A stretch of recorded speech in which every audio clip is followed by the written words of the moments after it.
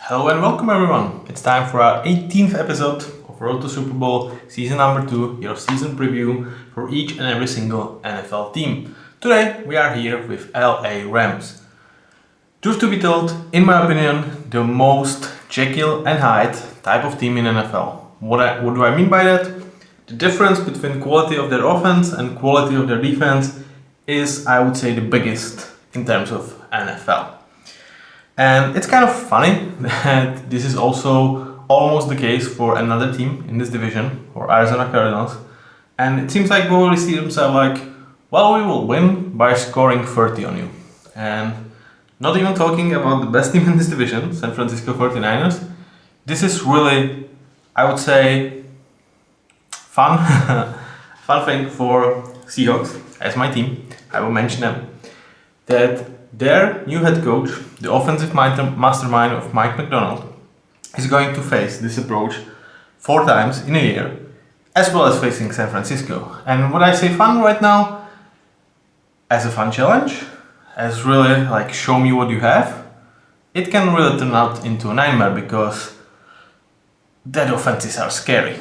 And before we start, breaking down this roster, let me just mention 2 retirements that happened this offseason, and both of them I'm sad not only to lose a Hall of Fame caliber player in Aaron Donald and Jason Kelce, but for both of them I'm kind of sad about the situation they are leaving. Because with Aaron Donald, I would say this team is a legit Super Bowl contender. Obviously not a favorite, but they would have to be in the conversation, in my opinion.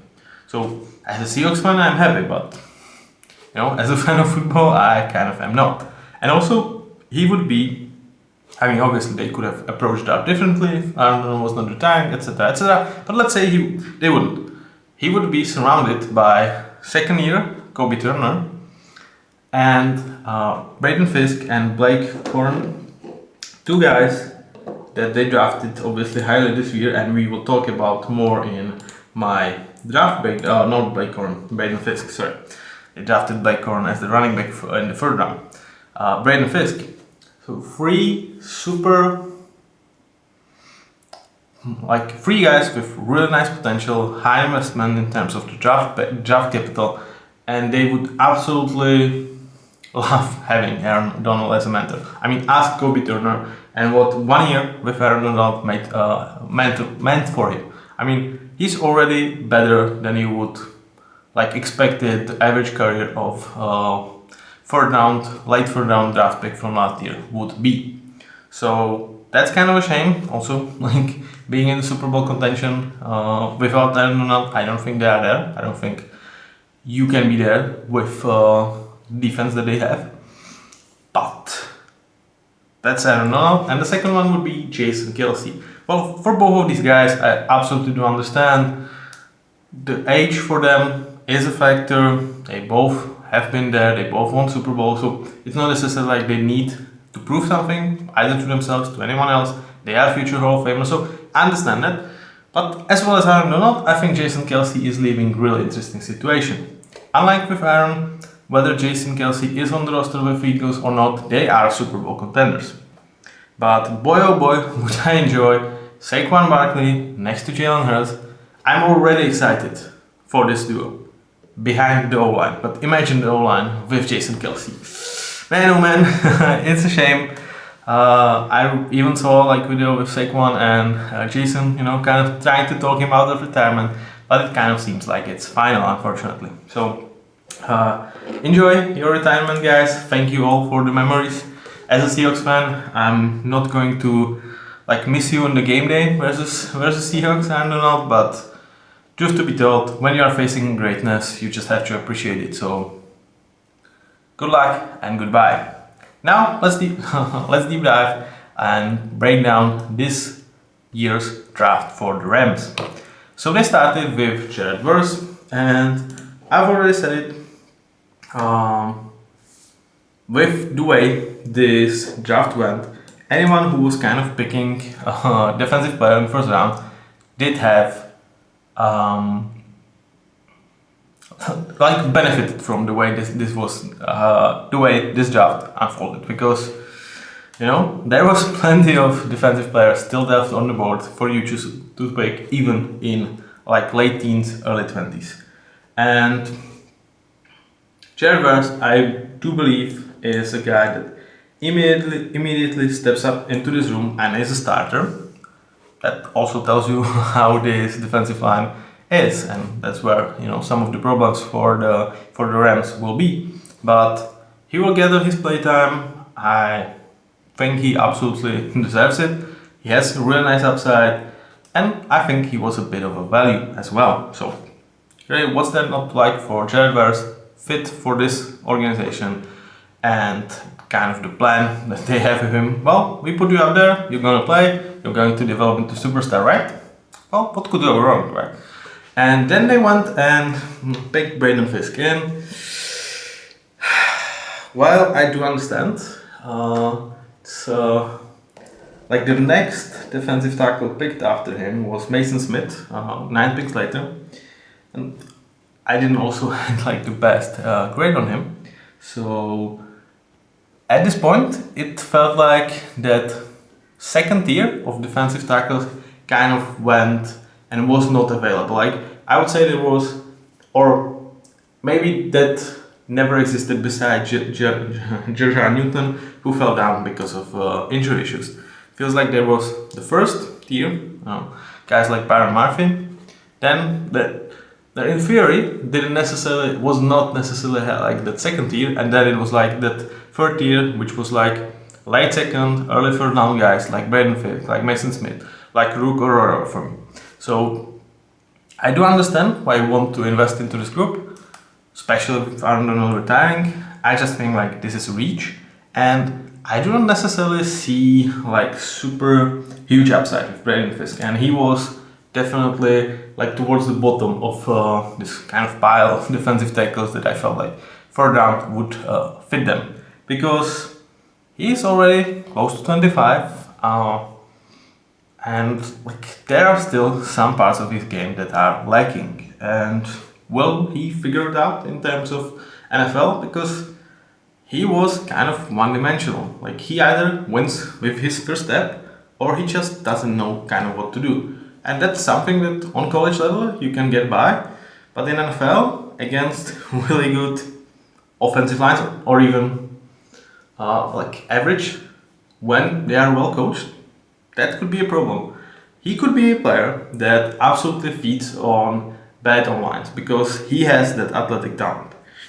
And thinking about that, what were we talking about Seahawks offensive line? It's really great, right? Okay, let's put it out of my mind.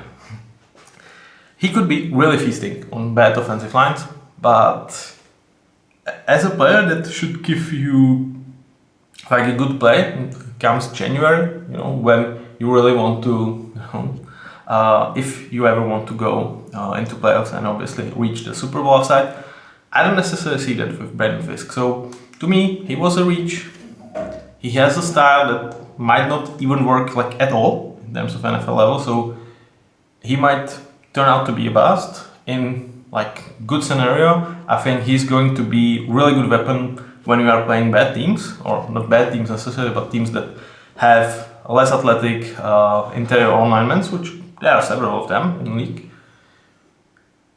But really great scenario, I see is very unlikely for him that he actually develops into like impactful starter that can deliver week in, week out. So that's my take on Braden Fisk as a pick, but rest of the draft I really loved. We started with Blake Corum, with like, Kyron Williams.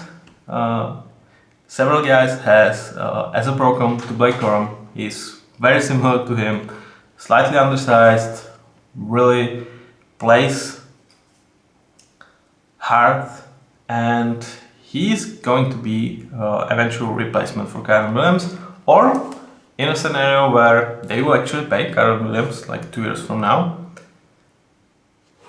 If that's the plan, like if they actually do like Kyron Williams enough to not work him as a bell cow in a way, they could really start to splitting the carries between him and Blake Corum, because essentially they are not losing that much with Blake out there. Like in theory, he's like 80% of what Kyren is right now. He definitely needs to get on his level, but in terms of his traits, in terms of what he does, he is literally like very, very similar player. And in that case, you could have a continuity of the exactly same type of running back for really several years. Or they could kind of work out that Kyren, perhaps say, well, we are not going to pay you because we have success in Blake Corum, and go from there. But definitely really good pick, value absolutely fits here, love it. Another one like that is Cameron Kitchens. Again, like similar to perhaps like Colts, where it's like, well, we kind of have something figured out. You know, with Colts is we have our line figured out, we have our running game figured out, and now let's throw our resources into youth and give them playtime. You know, really don't try to bring other people from outside. Let's try to draft our guys and develop them by actually playing them, because I think that's what essentially going to be Cameron Kitchens. Maybe not necessarily first year, but even first year, I do expect him to hit the field.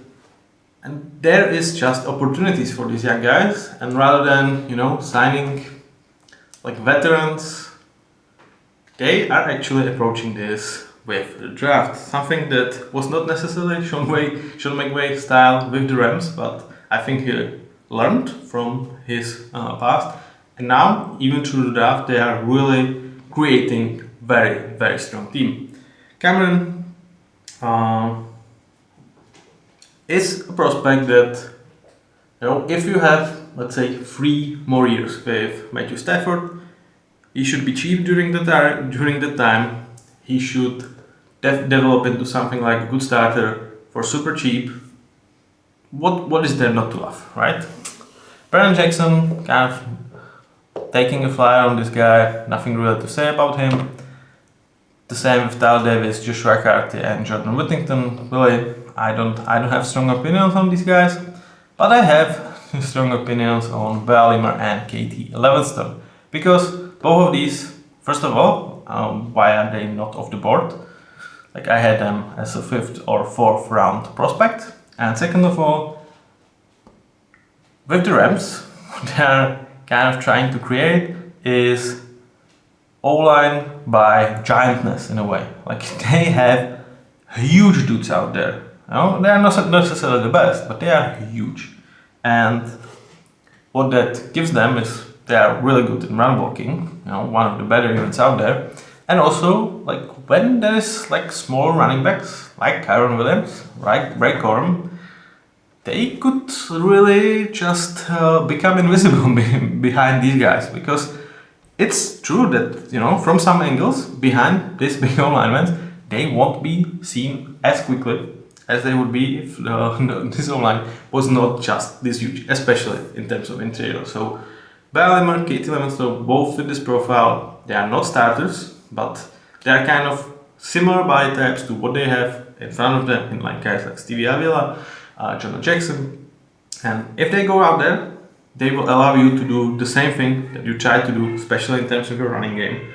They are not necessarily, obviously, the players that they will be replacing, but you won't have to change what you're trying to do. Yeah, I mean, even my cat loves this pick, like he cannot shut up about them in a way. Yeah? You agree, right? Oh. Other cat doesn't agree. My cats are Changi and Jingi, yin and yang, for you guys who don't know. Yang being the one that was agreeing with the pick, and Ying was just not having it. Let's find out what I think about this offense, shall we? Or perhaps what Yang and Ying will think in upcoming seconds. We start with Sean McVay, and he's absolutely premier offensive head coach, offensive coordinator. Like, he sets up this offense in his way, and he is true elite. Like, first couple of years with the Rams, it could be like they are buying superstars, they're trying to win by that. They tried, and they had success. And then kind of fell off a little bit, or actually hard, in a year full of injuries, and it felt like, well, will Sean McVay recover from that? Will, the meme about, Rams never having a first round draft pick because he just spends it on another superstar or another, experienced veteran player that he just plugs in. But I would say he showed up, he revamped some of the things that he does offensively, and he started to impress and embrace even young players. They started to say, well, let's go from the draft. Let's do it the proper way, in a way. And to it, I just cannot say anything bad about him. It works, and I freaking hate to have him in the division. With Kyle Shanahan. I do understand why our defense, despite having really good defensive personnel, was kind of laughing stock against these two offenses, because those two guys are gurus of modern NFL and one of the best head coaches and offensive minds that there are out there as of right now. So big tip of a cat to Sean McVay, and let's just find out what he has to work with. And we start with Matthew Stafford, and I find it ridiculous and point blank offensive that at some rankings of top quarterbacks in the league, I don't see Matthew Stafford as even top 10. And I'm just you know me, I will talk about you, I will hear your opinions, and I would rarely say you are wrong, or I don't see your point. But here I will do. If anyone watches NFL and says Matthew Stafford is not top 10, I'm like, what are you smoking? What are you literally smoking? This guy, to me, is 5th or 6th best QB in the league. I absolutely love his tenacity. He has really great arm talent. He plays hard. He played, I don't know, it's over 10,000 snaps, I would say, in his career as of right now. He's seen it all. He kind of beat it all. And I just don't understand what you have against him, guys. Hopefully not you who are watching. But if anyone, explains to me and write a list of 10 better QBs in the NFL right now than Matthew Stafford, I challenge you. I really challenge you. But, to me, it's Lamar, it's Joe, it's Josh, and it's Patrick. Other than that, I just don't know, man. Matthew is just exceptional. And then, backup, they signed Jimmy Garoppolo, and obviously, with Raiders, it was disaster last year. It just didn't work. It was ugly. It made Devonta Adams mad, it made Raiders mad, and it made him bench him and let him go. It was not a great fit, and it just didn't work. But you cannot tell me there is much more better backup options than Jimmy Garoppolo in the league. Guys that, with a good coaching, Sean McVay definitely provides that, good weapons, good wide receivers, good tight ends. If Matthew Stafford goes down for a game or two, I think you will sling by with Jimmy Garoppolo really well. He should not be someone who holds you down for those two games. If, obviously, Matthew Stafford goes down for a year, that's a different conversation, and Jimmy would still probably be able to win some games, but even those slim Super Bowl hopes would be flushed down the toilet. Let's move towards running backs. We already talked about Kyron and Blake Corum. Boston Scott, kind of an afterthought. I think he might get some of the usage because, like I said, Kyron and Blake are very similar in terms of their play style, in terms of their builds, in terms of what they want to do with the ball in their hands. So it seems like they will be 1A, 1B in terms of the work plan, probably something like 70-30 split. And in case that they somehow want to do something else with the ball for some reason, though I just don't see why, because they are really set very well to use both Kyron and Blake. So it's probably in case somehow defense, figures out this problem that Sean McVay puts ahead of them, because it says we will be physical, we will be physical even if in 11 personnel, because our wide receivers, especially Puka Nacua and Cooper Kupp, can block their asses off. So, what kind of personnel you put against this? Because if you put guys that can, match their physicality, they won't match their speed. If they can match their speed, they cannot match their physicality. So, good luck figuring that one out. Really nice room, nothing special, but the continuity is here. The successor plan, and also you should be able the whole game do what they want to do. Like you don't have like the changing the pace or changing the style necessarily. Like they are not complement, they are more of a Ditto. Who knows Pokemon? So they are Ditto and Ditto 0.8. But they built this offensive line, as we will talk about them, just very well for usage of such players. Now let's move to wide receivers, and you cannot not be excited about these two guys. Cooper Kupp, obviously after injury, he was not necessarily his former self. He's getting there with an age, so as of right now, is he the second best wide receiver in this room? And that's scary, because Cooper Kupp still, even in his down year, was pretty dangerous guy, and I still have him as an amazing starter. But then you have Puka Nacua, and he had the best rookie season for a wide receiver, and that's for as late of a draft pick as he was. I believe it was 5th round.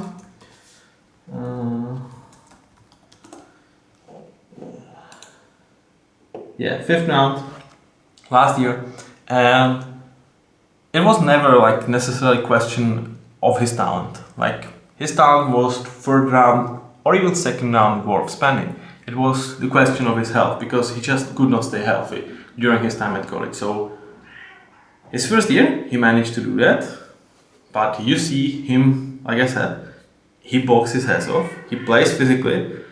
So can he sustain his body to a degree that he can play in the NFL for a prolonged time? He can? You think he can, right? Yeah, Jingy agrees. But is it a certainty? This could be like huge rise, and then unfortunately the body just will not be able to hold on. I absolutely hope it's not going to happen. I don't care it's Rams, I don't care it's division rivals. I wish Puka Nacua to be out there, because that was exceptional. Like, I root for him as a player, and I root for him personally, like as a guy, because he just genuinely looks like good person, really fun guy to be around. Not like fun that he will tell thousands of jokes, but he just looks super positive, and I just hope the health won't betray him in the long term. If both of these guys are healthy, good luck defenses. This is really special though. Behind them, you have Demarcus Robinson, you have Tutu Atwell. There are nice compliments to these two guys. They will be fighting for that number 3 spot. It's most likely they will, get switched around based on what do you need from one or the other.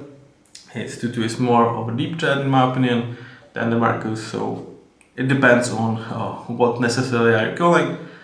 As your number 3, number 4, I think you are absolutely cool with these guys. And let me check on one thing.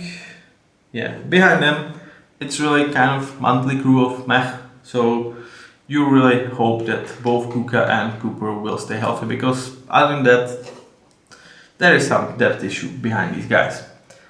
Let's switch to tight ends. Colby Parkinson could get his first proper shot when he was with Seahawks a couple of years, but it was really, there were 3 tight ends, and not necessarily any one of them was given the full-time starting role. It all depends on health of Tyler Higbee and his quality when he comes back. So Colby should be up there week 1 as a starter, and we'll see if he takes that chance and just run away with it, because there is a talent to do that. And also, like with Tyler Higbee, it's not like his health and his age are not starting to become a factor in his game. So these guys are actually really ready to be swapped in terms of their grades. Davis Allen, Really nothing to write home about. Overall, this is like lackluster group, but should get the job done. Now we switch to offensive line, as already said, no. And as I already said, this line is kind of. What are you doing? You want to be on the camera? You have to jump higher. You don't want to. Okay, she said she doesn't want to. Let's continue. So this online is really built for the purpose of, first, we try to don't have any weak links, and two, we want to be as physical as we can. So especially inside. So we start with Rob Havenstein, who with Kevin Dodson are the better part of this offensive line. They both play right guard and right tackle, so that's where your best options are here. What is there to say? He's like 16 to 17, best right tackle in the league. Good player, you can count on him. Probably maxed out for what he is, but you just don't see a decline in his game, or you don't expect that.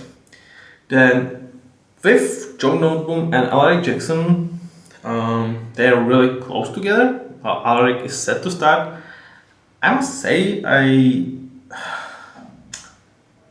really felt like Joe Noteboom showed something more, especially like past years. But I mean, last year it was much more Alaric Jackson taking the job and running away with it. So if we talk about Colby Parkinson and Tyler Higbee grades to be swapped, I think with Alaric and Joe, it's going to probably happen as well. So Alaric is set to start, and he started to develop into a good player, especially last season. He is your weakest link, I would say, in terms of this online, but not necessarily a guy that you should be worried about. And now we move inside, and this is pretty much how the entire role is going to look like. So as of right guard, you have Kevin Dodson, I would say your best offensive lineman, the guy that you've paid a decent amount of money, and he just emerged to be like what were Pittsburgh Steelers thinking? Like this time last year, Steelers got 4th and 5th round for Kevin Dodson in exchange.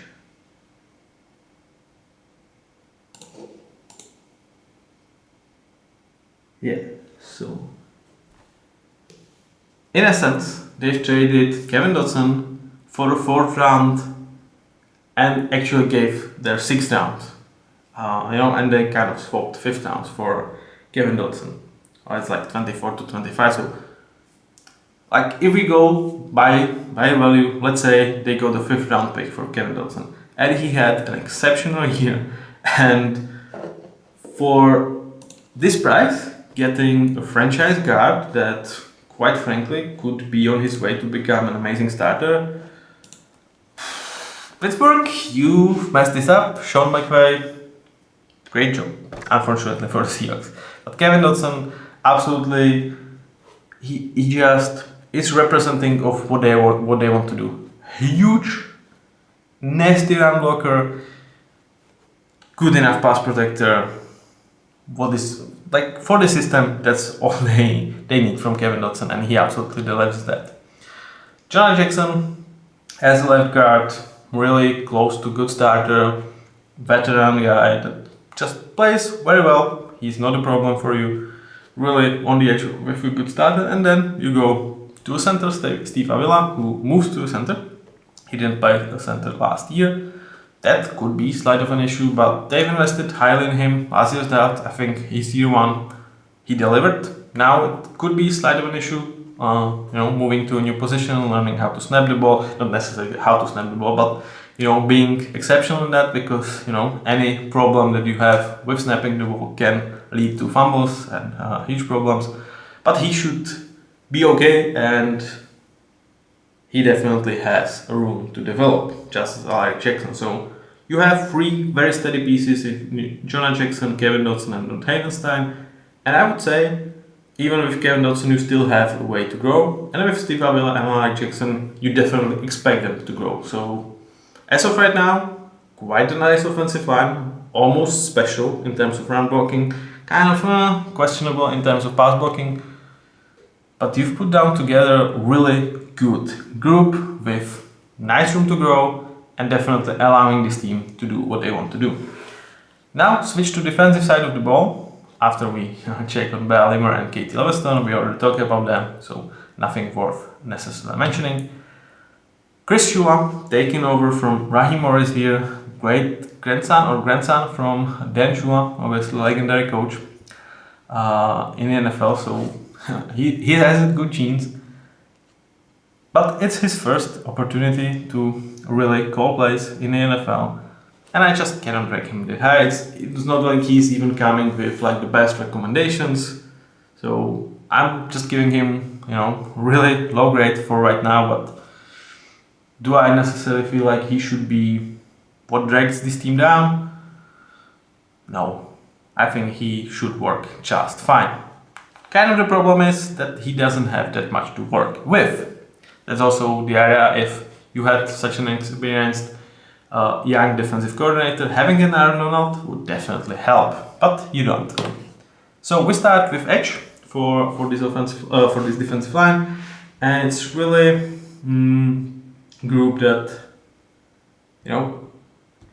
is in ideal world filled with number 3s and number 4s for you, with Michael Hecht, Byron Young, and even Jared Verse. As of right now, he is nowhere close to being number 2, or definitely not the number 1. But you expect him to develop into that.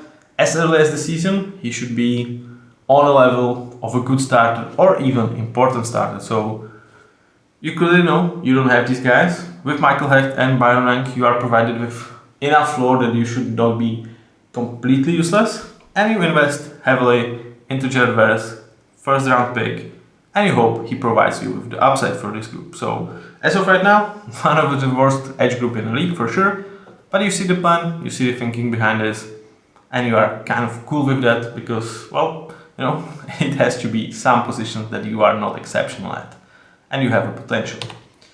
Then we go interior, and what is there to say? All these 3 guys are on an upward trajectory. One, to me, Braden Fisk is a question mark. I don't see him necessarily being that great of a prospect. But for me, the biggest question for even this entire defensive line is Kobe Turner, because we saw him last year. He was really great. But can he repeat that performance without Aaron Donald? Or was his play just enhanced super by Aaron Donald demanding double teams, demanding teams to prepare pretty much solely on him, because even last year it was Aaron Donald and, hope and then some of the young players make a play. And Kobe Turner did show up a lot of the times and made plays, 12 sacks, really good grades, 36 stuff. He was really good, don't get me wrong. But how much of this was Aaron Donald's effect, and can he now repeat that as kind of leader, as the best player of this defensive line? So to me, that kind of is a big question that I don't see being brought up as much. I think people talk about Braden Fisk being kind of, we are not sure about this, Jared Verse and his upside. But to me, the most interesting piece is actually Kobe Turner, and if he can continue to develop as he did last year, or if he comes okay, it was an outlier season made by Aaron Donald's presence, and now he becomes much more of what third round defensive tackle should be in his first 2 seasons.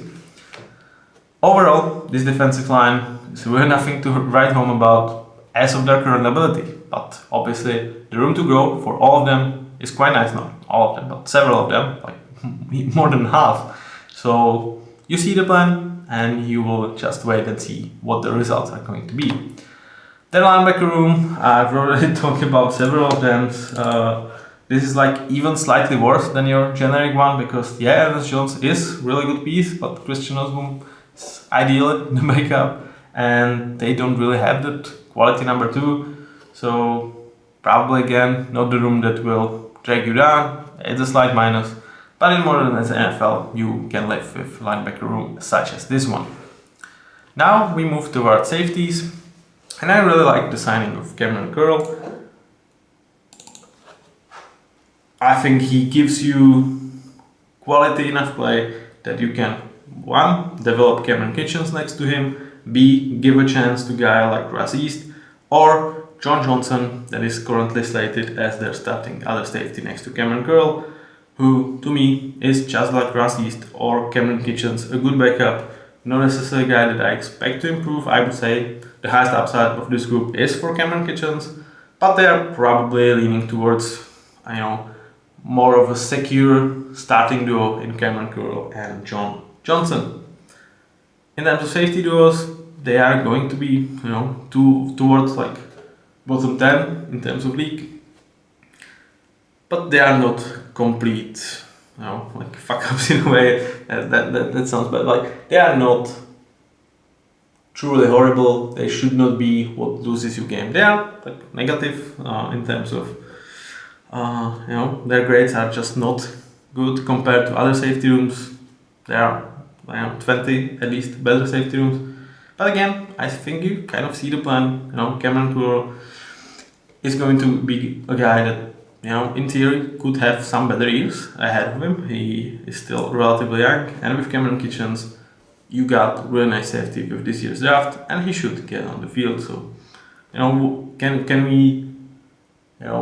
he sneakily become like lower end good starter with Cameron Curl being an important starter and Russ East and Jonah Jackson being good backups?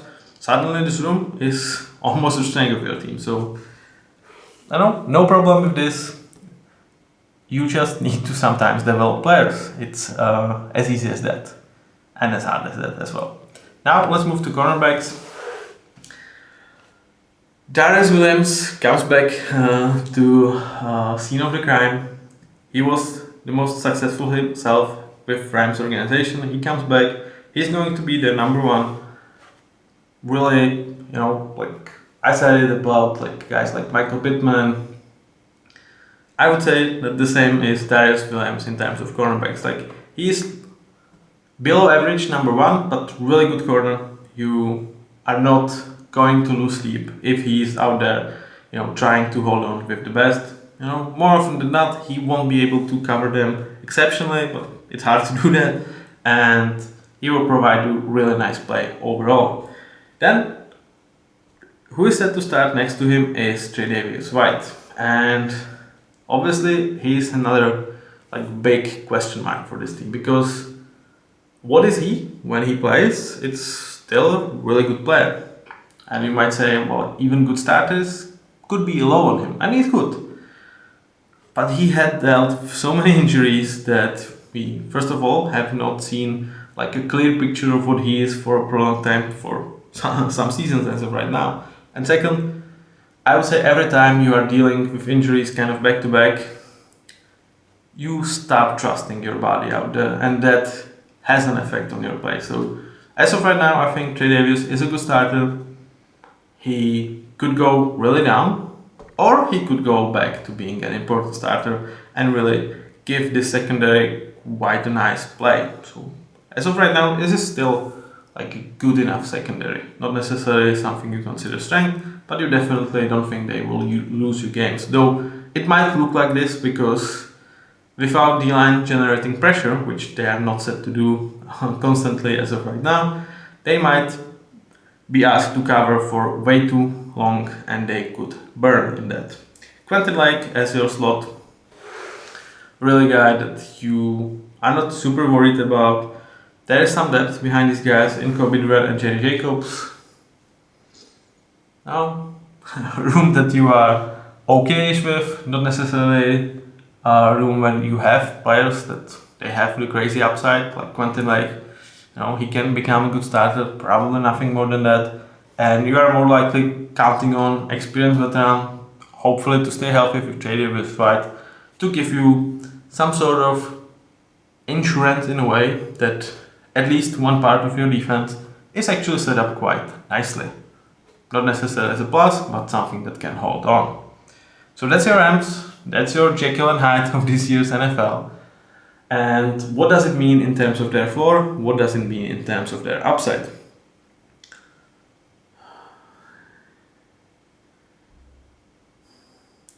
One problem with setting up the floor for team like Rams is their three key offensive guys, Cooper Kupp, Puka Nacua, and Matthew Stafford, all dealt with injuries in last 2 seasons. And obviously, like Puka comes with injury prone from college.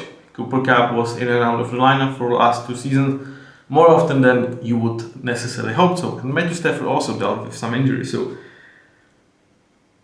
But I would still say that at least 2 of them should be able to finish the season or play a significant amount of games.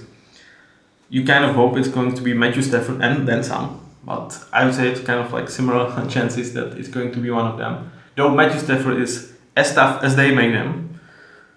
So yeah, it's most likely going to be Matthew and at least one of these guys. So with that, I would say the floor for this team is 7 wins, because that offense should put like 30 points on at least 7 to 8 occasions, which more often than not will result in winning. The upside, I would say, is about 10 wins. That defense would have to hit pretty much on everyone in terms of being at least average, and some teams will be able to slow you down and just pick apart your defense. So yeah, I would say 10 wins is probably ceiling for this team, and they will be fun to watch if you like offensive football, and I would say actually quite pleasant to being a fan for, especially because of Puka Nacua. The guy just took a league by storm, and I think he won heart of pretty much every fan out there because of his attitude, because of his smile, and because of his greatness on the field, of course. Also with Sean McVay, you are always out there. Like even Sean McVay, if he has to start Jimmy Garoppolo every single game, I kind of believe that he would, will you to at least 5 or 6 wins. So reasonable floor, that means not necessarily covering every possibilities, but within 90%, I would say this team is going to end up between 7 and 10 wins. They should be fun to watch with, and they could be a team that if they get to a playoff position, which I think they can with a wild card, you don't want to play them in playoffs. You are not fearing them winning Super Bowl, because with their defense it's going to be hard to put 4 games in a row and win. But they can beat pretty much anyone with that offense, because I would say any given week they can put a 35 points on pretty much any defense in the league, and that's something that's going to be hard to beat, right? So you don't want to face them in playoffs. I would say that you will be favorites, but they can eliminate you, and then the next week they can be destroyed, because some weeks defenses can handle this, and the offense just will pick apart on this defense, especially in playoffs where offenses are obviously more quality. How are they set up for their ultimate goal to win a Super Bowl? I think they are pretty much going for that 3-year window before Cooper Kupp retires, before Matthew Stafford could retire. And both of these guys kind of have about 3 years at least that they could deliver. Obviously with Cooper Kupp is with more of a question mark. For that, they are drafting players for that window that they definitely hope they can develop, kind of build the defense cheap in a way for this period of time while they are on rookie contracts. And yeah, I would say they are about not as good as you can be for this window of opportunity, but around that 10 best team to prepare to win Super Bowl in next or season after that. It requires something to hit defensively, but there is a lot of reason to believe that that's going to be the case. So this is Rams. I kind of hate that we end up on a positive note as a Seahawks fan, but as a fan of football, I have no problem with this, and I truly believe this team is very well coached, exceptionally coached, and actually well-rounded in terms of thinking about the future, not necessarily going for the best team that we can get out there, but actually developing players. So that was your Rams. Leave me comments down below whether you agree, whether you disagree, and we'll see you with the next one. Bye bye.